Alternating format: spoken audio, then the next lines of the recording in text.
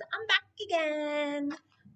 Today we're going to be talking about how we can improve our memoir writing. We are going to begin to actually write our memoir this week. And a lot of times kids will say, how do you even begin something like this, right? We're talking about memories that have had an impact on our life, but many of us are only 10, right? So how could that even happen? Well, I have read many memoirs in preparation for teaching memoir, and one of the ones that I read was Not to My Yo-Yo by Jerry Spinelli. Jerry Spinelli is a famous writer. Some of you have read his work with Maniac McGee for social issues. He is from Pennsylvania. His wife, Eileen, is also a writer. And the way he writes truly engages people. And sometimes when people are writing about their life, it can be like bleh, a little boring. But not when Jerry Spinelli writes. And I want to focus only on two paragraphs, just two little ones, and how he makes like the setting of his memoir come to life for the reader. So we know that one option for memoir is about this place, this important place. I talked to you about my grandma's house and the smell of my grandma's house when you would walk in, or the sound of her voice greeting me, things like that. Well, this is part this of his memoir is like written in vignettes, small stories. And there's one called The East End, or just East End, I should say. And so your substitute should have handed that out. So you have it in front of you right now. And what we're going to do, as you recall, mark up a text. So we're going to take a look at what Jerry Spinelli did as a writer so that hopefully we can model that in our own writing. So what I want you to do is I want to give you a minute, okay, to read paragraphs. Because remember our close reading skills, we always read it through one time so we kind of get it, a gist in our head as to what we're looking at. Then we go back and analyze. So I'm going to be quiet and you're going to go and you're going to read your passage, and then we're going to come back and we're going to mark up the text.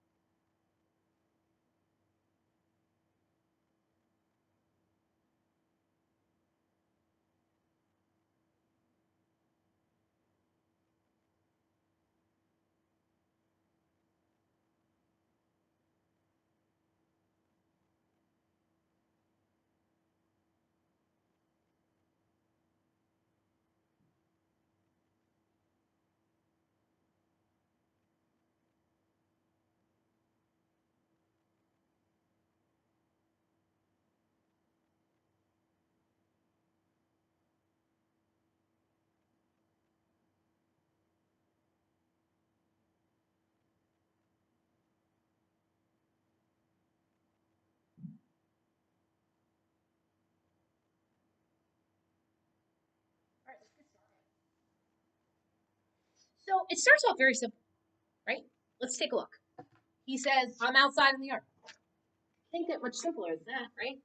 I am outside in the yard. Okay, he's outside in the yard. So he could just start going on to the story. But he doesn't. He doesn't do that because as a reader, I'm like, so what? So you're outside in your yard. I, what's that matter to me? But then if you keep reading, he starts with his senses. So he brings in his sense of smell. Okay. What I'm marking up, you're marking up, right? So let's take a look. There is the smell. Sour. Sour. Vaguely rotten. As a reader, I'm going like this. Ew. Ew. Right? Rotten, like you're playing in your yard and all of a sudden you have this smell of sourness and rottenness. So we have the sense of smell, and he says sour, and then rotten, vaguely rotten. So not totally. Okay. Oh, now he's giving me his sense of hearing. His sense of hearing comes in, and you can use your colored pencils if you want to do these in different colors. So we have the sense of smell right here, sour, vaguely rotten. And then now I'm going to the sound. And then the sound. It is high pitched. Okay, high pitched. All right. Then he says, oh, it's not so bad, right? It kind of reminds me of my mother singing or the radio. But the problem is the loudness. And then he used figurative language. Figurative language. Feeble as a blizzard. Wow. Okay. Well, sense of hearing. So we have the loudness. He used the, I'm going to put figurative language, FL. Feeble as a blizzard. High pitched, he writes. This is painting a very negative picture of what his outside or sounds like. It's not the greatest environment. It's not like, hey, you want to come over and hang out? Right? Every morsel of me shivers and shakes, and even so, maybe I could stand it all the way, it would stop. So he's telling us it's not. It doesn't ever stop. It's constant. This loud, horrible sound, and it's horrible. And I cannot hear my own scream. My mother is running out to get me. So what this next line here is telling me is what his memoir is about.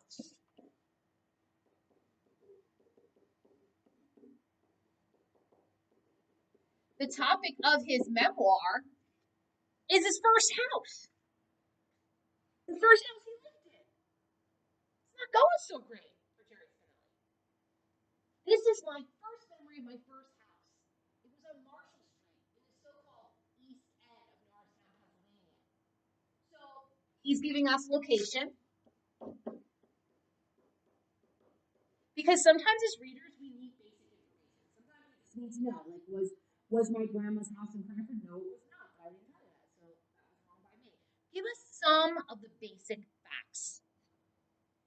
Behind the house was a brewery. Ah, now we know why it smelled, right? Adams Lake Brewing Company. And that I later learned was where the smell and sound came from. So we have the origin of the smell and sounds. So as a reader, I don't know what's going on. I have no clue why he's hearing all of this nonsense that's so loud. He's screaming and no one, he can't even hear it. He can't even hear himself. And the smell is horrible. But why? We don't know until he then, this second paragraph is really like an explanation for the reader. It tells us, okay, here's the topic of my memoir. This is where I was. It's giving us more than I'm outside in my yard. Okay? It's telling us where in Pennsylvania he lives. And now, all this paragraph, getting our senses involved, making the reader really want to read on. He's now saying, okay, well, this is why. So we're getting the why here. Okay? The smell was hops. Hops are used in making beer. Used in the beer brewing process. Forming a constant cloud. It smells a lot like bread yeast, really, which we're going to be doing in science this week. There you go, connection. The odor was especially strong once a day when a horse-drawn wagon hauled spent mash down an alley that led from the brewery past our side yard. Then the alley became a sour, steaming stream from the drippings of the wagon sopping cargo. So the wet hops that they use to make beer, but then they don't need it once the process is over. The horse-drawn carriage is going to dump it, but it has to go past Jerry Spinelli's backyard, and it's like picking up a garbage bag. Think about this: that has like liquid in it, and it's all dripping out, and you're like, "Ew!" and it's getting on your toes. Oh God, that's horrible. So poor Jerry Spinelli. He just wants to like hang out in his yard, most likely play baseball because I know he loves baseball. This very easily could have just been I was out in my yard and we lived next to a brewery. It really smelled at the end of the day when they were getting rid of their garbage, and I didn't like it. That's my memory. No, he makes you feel like you are there with him. I'm in the yard with Jerry Spinelli in Pennsylvania. I am hearing all of this loud clatter to the point where my ears hurt. I can't even hear myself think. You ever hear somebody say that? I can't even hear myself think. He's screaming, but no one can hear him. the rotten, rancid smell of the hops coming towards. As a reader, I'm going, holy smokes. Jerry Spinelli, you better get rid of that new house. You gotta move, right? It's just gonna get worse. But I'm there with him.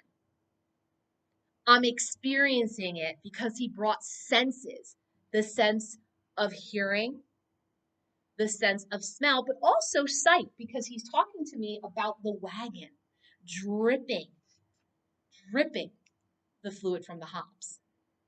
Bringing senses in as you're opening is a very powerful writing technique in memoir. It invests the reader into your story. You guys know this. If you go to Barnes & Noble and you pick up a book and you're leafing through it and you're like, ew, boring, throw it. Next one. But sometimes you open something and you're hooked. It's like they threw a fishing pole out and hooked you in, and you have to know more. It's when I'm doing the read alouds and I go, that's enough for today. And you're like, no, one more chapter. It's because the reader hooked you in. The reader made you want more. And it's not easy. And I know it's not an easy task. You're going to try it today. You're going to open up a doc. We've done a lot of brainstorming. We've got enough brainstorming stuff. And I want you to choose any category of memoir you have listed, whether it's an animal, whether it's a place, an object. But take me there. Take me there. I want to be transported from my chair to wherever you were when that memory happened. Maybe I'm at the big baseball game, and maybe you're up at bat. I want to know, what did it sound like? Were the parents yelling? You always get those crazy sports parents, right? I might be one. I'm not sure. I'm on the fence. What did it smell like? Was the sand from the field in your face? What was the grip of the bat feeling like?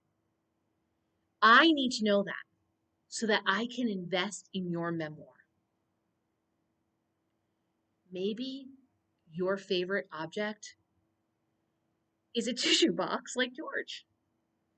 But that tissue box that George has had is when his brother Rory was born, so it's very special to him. Why is it special? Bring me there, George. Talk to me about the box.